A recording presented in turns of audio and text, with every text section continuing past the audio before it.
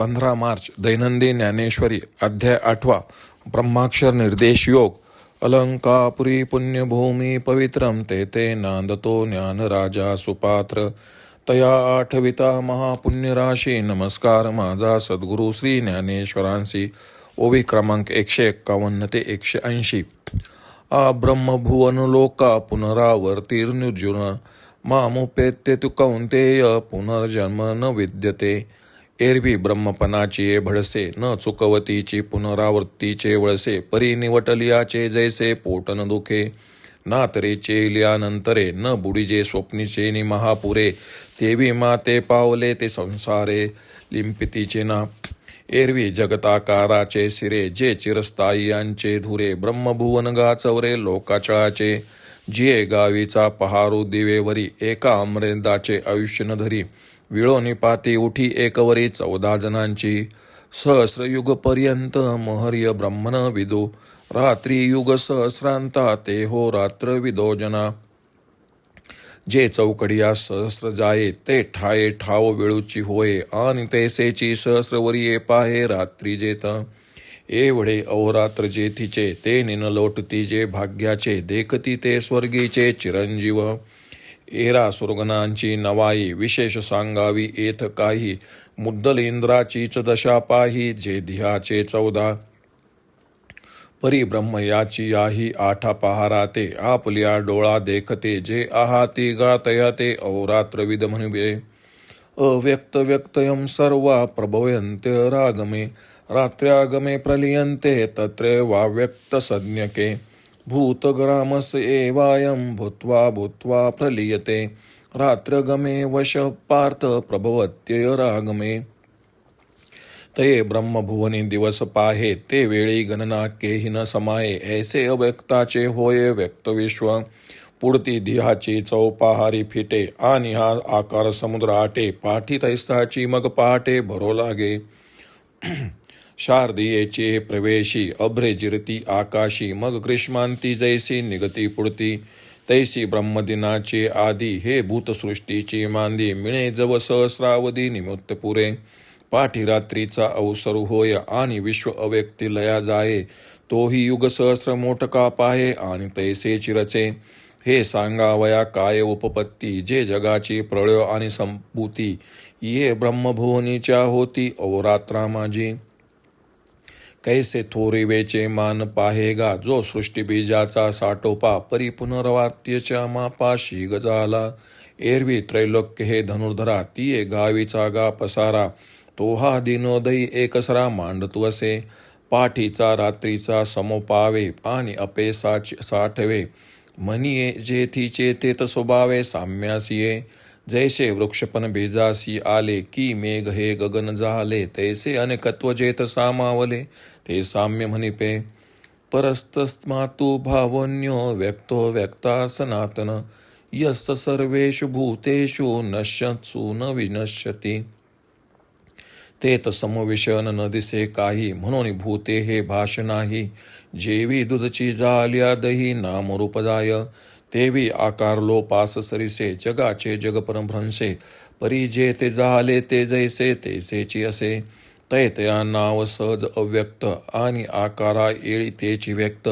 हे एकास्तव एक सुचित एरवी दोन्ही नाही. जैसे आटलिया रूपे आटले पण ते खोटी म्हणिपे. पुढती तो घनाकारू हरपे जे वेळी अलंकार होती. ही दोन्ही जैसी होनी एकी साक्षीभूत सुवर्णी. तैसी व्यक्ता व्यक्ताची कडसनी वस्तूच्या ठाई. ते तरी व्यक्त ना अव्यक्त नित्य ना नाशवंत. या दोही भावा अतीत अनादिसिद्ध. जे हे विश्वचे होऊन असे परी विश्वपन नासिले निन नासे. अक्षरे पुसलिया न पुसे अर्थु जैसा. पाहे पातरंग तरी होत जात परी तेत उदकते अखंड सत. तेवी भूता भाविन नाशत अविनाश जे. ना तरी आटती अलंकारी नाटते कनक असे जया परी. तेवी मरतीये जीवाकारी अमर जे आहे. अव्यक्त शरो इत्युस्त माहु परमागतिम. यम प्राप्येन निवर्तन्ते तद्वाधम परमधम. पुरुषस परम पार्थ भक्ता लभ्यस्तनन्या. यस्यानंतस्थानि भूतानि येन सर्वमिदततं. जया ते अव्यक्त म्हणो ये कोडे, म्हणता स्तुती ऐसे नावडे, जे मन बुद्धी न सापडे म्हणून आणि आकारा आलिया जयाचे, निराकार न नवचे, आकार लोपे न विसंचे, नित्यता गा. म्हणून अक्षर जे म्हणजे तेवीची म्हणता बोधू ही उपजे, जया परोता पैसून देखिजे, या नाम परमगती. सहज विचार करून पाहिले, ब्रह्मपदाचा थोरपणा जरी प्राप्त झाला तरी त्यांना जन्ममरण फेरे चुकले नाहीत. जसे मेलेल्या माणसाचे पोट दुखत नाही, जागा झालेल्या मनुष्य स्वप्नातील महापुराने बुडत नाही, तसे माझ्या स्वरूपी प्राप्त झाल्यावर ते पुन्हा संसारात लिप्त होत नाही, असे भगवान श्रीकृष्ण अर्जुनास सांगतात.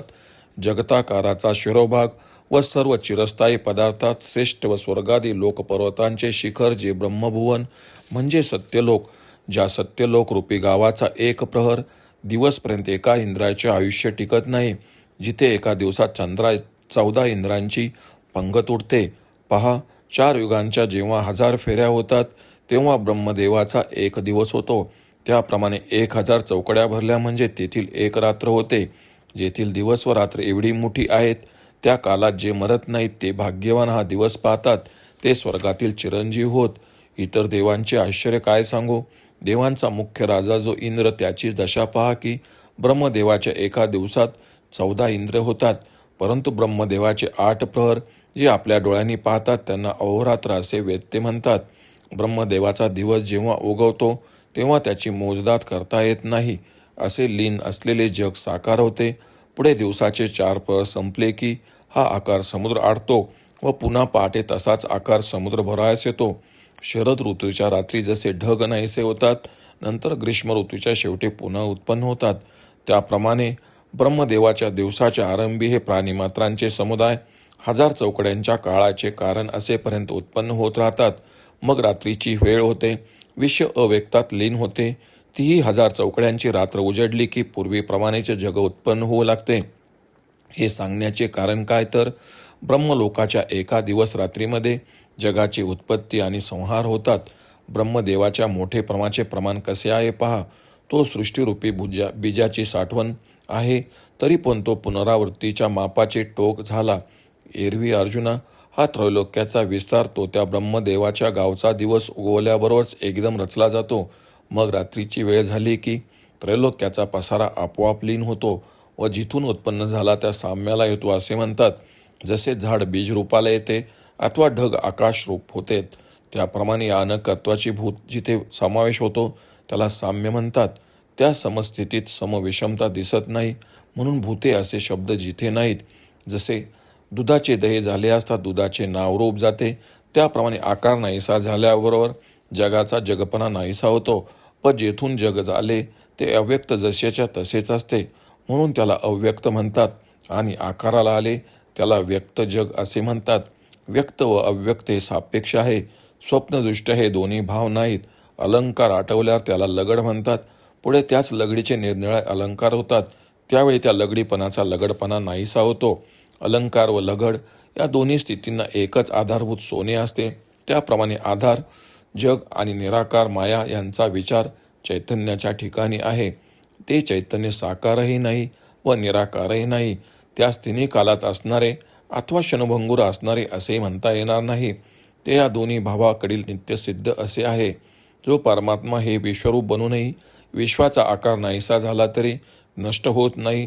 जशी पाटीवरची अक्षरे पुसली तरी त्यातील बोध नष्ट होत नाही.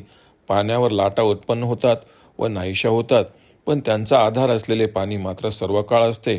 तसे या नाशिवंत प्राणीमात्रांचे आधारभूत असलेले चैतन्य अविनाशीच असते. अथवा आटणाऱ्या अलंकारात जसे न आटणारे सोने असते, तसे मर्त जीवांच्या आकारात जे अमर आहे, ज्याला कौतुकाने अव्यक्त म्हटले तरी त्याची ती स्तुती केली होती असे होत नाही. कारण ते मनबुद्धी अगोचर आहे म्हणून, आणि आकाराला ज्याचे निराकार पण जात नाही, आणि आकाराच्या लोपाने ज्याची नित्यता बिघडत नाही, म्हणून ज्याला अक्षर असे म्हणतात. ज्याचा अक्षर म्हटले असा बोधही उत्पन्न होतो व ज्याच्या पुढील काहीच विस्तार दिसत नाही, म्हणून त्यास परमगती असे म्हणतात, असे श्री भगवान अर्जुनास सांगतात. ओम श्री रुक्मिणी पांडुरंगाय नमः. ओम श्री ज्ञानराज माऊली नमः.